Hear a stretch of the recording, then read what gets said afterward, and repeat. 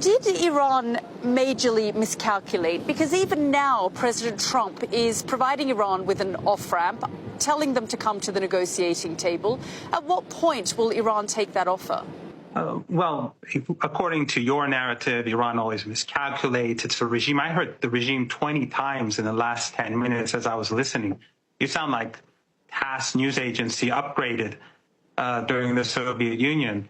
And you say the regime is unpopular and is killing its people. When General Soleimani was murdered by the same Trump that you talk about, millions of people came to the streets of this city, Tehran, that I'm in. So how is it that he's so unpopular? This propaganda that you're producing is only justifying aggression. What the Israeli regime did was aggression. What it did was unjustified aggression. And Netanyahu has been saying for over 30 years, some say up to 40 years, he's been saying that Iran's on the verge of creating a nuclear weapon. And thanks to people like you, he gets away with these lies. Can we talk a little bit about the regimes? Saying regime, I think it helps you contain your contempt for independent countries. You after all, you work for Sky News. It's understandable.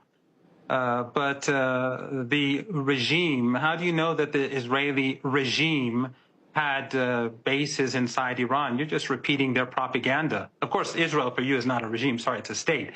But it's a genocidal state carrying out extermination in Gaza. But that's not really important. Are you denying that top commanders were killed?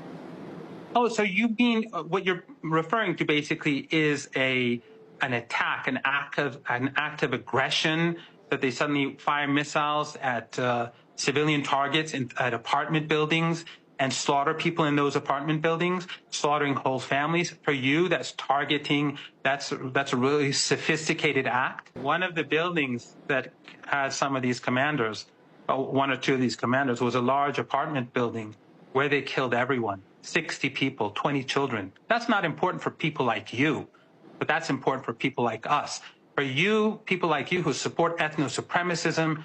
We're trying to give you airtime so that you can give us the Iranian perspective on this. And we want to know, and I want to understand, Iran's position here. Will you come to the negotiating table now? Donald Trump, after these series of airstrikes and this attack was launched, called on Iran to come back to the negotiating table. As the spokesperson of the regime, or as someone who worked closely with the negotiating team, do you believe they will come to the negotiating table now? Well, your regime should know we were at the negotiating table. It was Trump that conspired with Netanyahu to attack Iran. This is how you twist the truth. You shouldn't invite me because you're easily exposed. Iran was negotiating. Initially, Trump had one position, and so did Witkoff. And then they flipped and said no enrichment. And then they continued the negotiations. And the night before the attack, Trump said that we don't want war. And then after the attack, he said, we're all for it. And you're saying Iran? Is Iran going to come back to the negotiating table? The audacity. Come on. Show at least a bit of integrity. A bit of integrity will help. Okay.